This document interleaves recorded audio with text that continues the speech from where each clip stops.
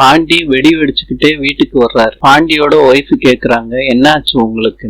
நகை சீலையெல்லாம் பாண்டி வாங்கிட்டு வந்திருக்காரு. வீட்டுல உள்ள அத்தனை பேத்துக்கும் நகைய மாட்டி விடுறாரு பாண்டி. நம்ம சம்மந்தி திருப்பியும் நம்ம கூட சம்பந்தம் பண்ண ஒத்துக்கிட்டாரு. கல்யாணம் என்னைக்கு தெரியுமா? 2 நாள் கழிச்சு நம்ம ஊர் கோயில்ல கல்யாணம். இன்னையில இருந்து இந்த வீடு கல்யாண வீடு. இந்த பையில முகூர்த்த புடவையும் 1 லட்சம் ரூபாய் பணமும் இருக்கு. பார்த்து பத்திரமா எடுத்து வைங்க.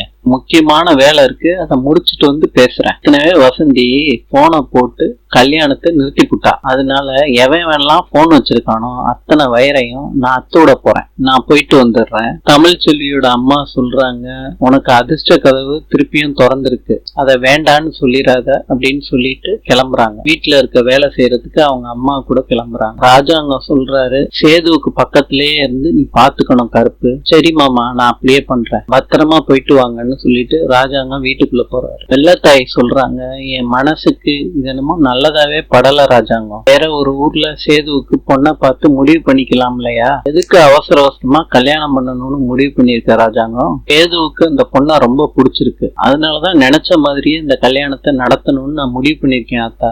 இத பத்தி பேசாம கல்யாணத்துக்கு என்ன செய்ய முடியுமோ அதை செஞ்சிருங்க ஆத்தா. மோகனா சொல்றாங்க, நீங்க எடுத்த முடிவு கரெக்டான முடிவுங்க. இந்த கல்யாணம் நடக்கணும்னு நீங்க முடிவு எடுத்ததுல எனக்கு ரொம்ப சந்தோஷங்க. ஈஸ்வரி, இந்த முடிவுல உனக்கு சம்மதமா ஈஸ்வரி?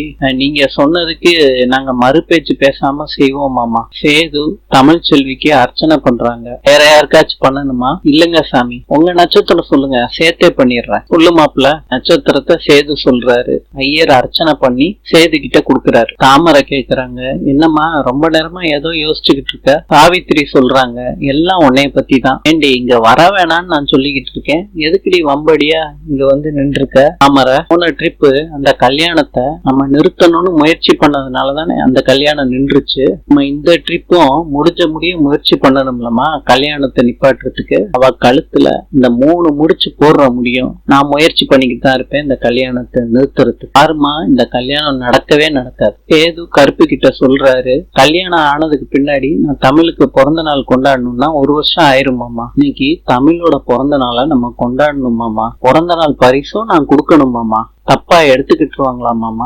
அதெல்லாம் எடுத்துக்க மாட்டாங்க. செல்லப்பாண்டி சந்தோஷமா ஏத்துப்பாரு. பாமாப்ல தமிழ்ச்செல்வி வீட்டு வாசல்ல பாக்குறாங்க, பலூன் எல்லாம் பறக்குது. யாரையும் கூப்பிடுறாங்க தமிழ்ச்செல்வி. பட்டாசு எல்லாம் வெடிக்கிறாங்க. தமிழ்ச்செல்வியோட அம்மா கேக்குறாங்க பாண்டி கிட்ட, இதெல்லாம் யாரு பண்றது? யாருன்னு பாருங்க. சேதுவும் கருப்பும் பரிசோட வர்றாங்க. பாண்டி சொல்றாரு, வாங்க மாப்பிள்ள, வாங்க வாங்க, நாளை சந்திக்கலாம். இன்றைய புதரி, உலகில் பெரிய பறவை எது? பதில் ஆஸ்ட்ரிச். நாளை சந்திக்கலாம்.